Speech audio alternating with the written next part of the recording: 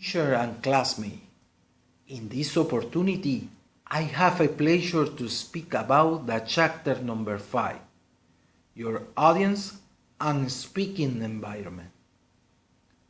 I learned several things, such as define what an audience is, conduct a demographic audience analysis, adapt to an audience that is both diverse group of people and unique community. Identify the influence of a speaking environment on an audience and identify strategies for adapting to audience expectation for a speech. And also learn what is the important to conduct an audience analysis prior to developing your speech.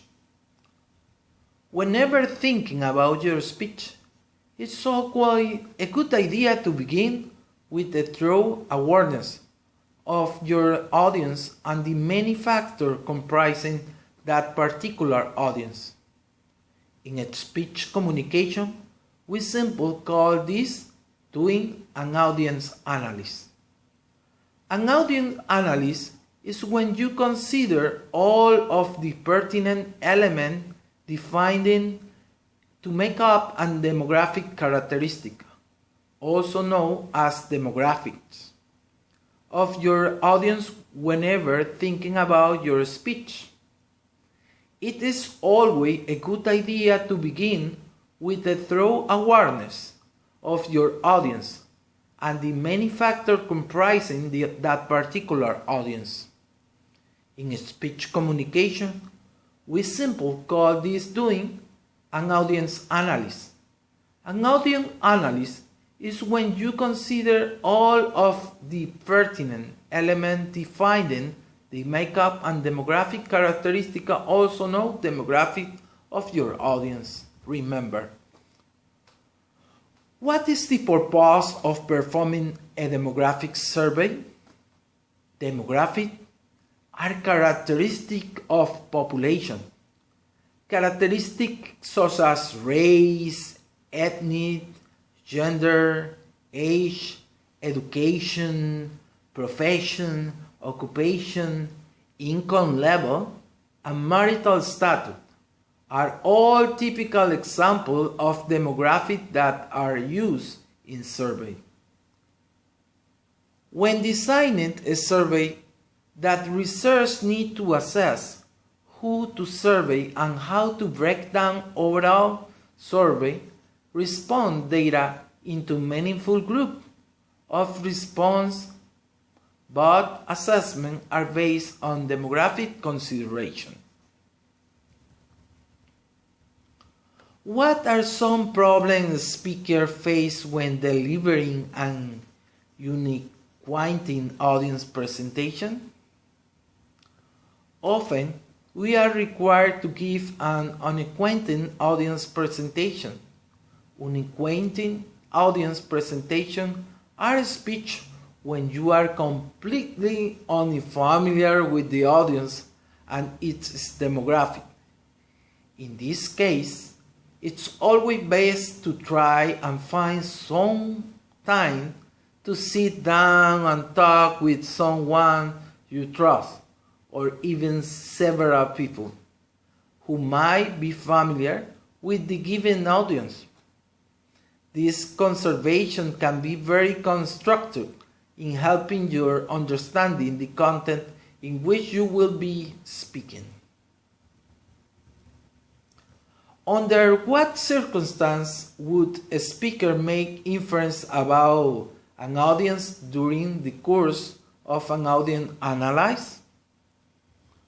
Under inference is best used when a speaker can identify patterns in this evidence that indicate something is expected to happen again or should hold through based upon previous experience. A good speaker knows how to interpret information and draw conclusions from that information. Remember, as individuals we make inference or reasonable assumption. All the time, for example, when we hear someone speak Arabic, we infer that they are from the Middle East. What is variable and how it's used data sampling? Variables are static evidence used for audience analysis by data sampling to quantify and clarify the characteristic of your audience. They are used as static, also known as quantity analysis or quantity data collection. Static are numerical summaries of facts, figures, and research findings. Why are static considered to be formed for quantity analysis and not quantify analysis? It's a good question.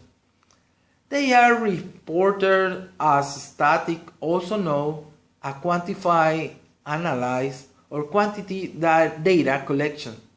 Static are numerical summaries of fact, figure, and research findings. Audience analysis by data sampling requires you to survey your audience before you give your speech. You need to know the basics of doing a survey before you actually collect and interpret your data. What is the 5 categories of audience analysis is the most effective, and why do you think that? It is an amazing question.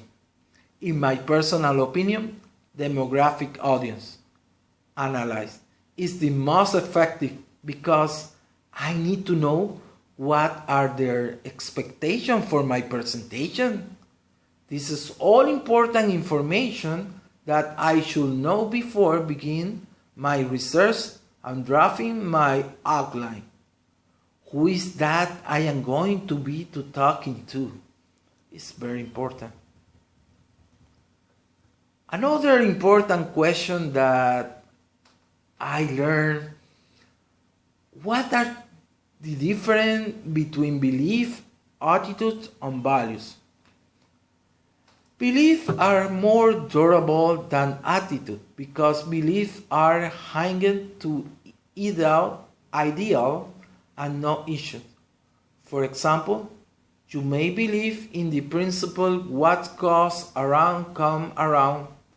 Nevertheless, an attitude is a learned disposition to respond in a considered favorable and unfavorable manner with respect to a person, an object, an idea, or an event.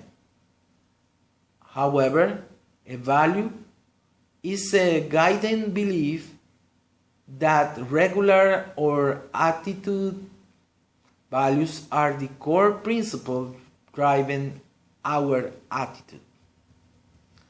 And finally, what challenge does a speaker face when delivering a speech to multicultural audience?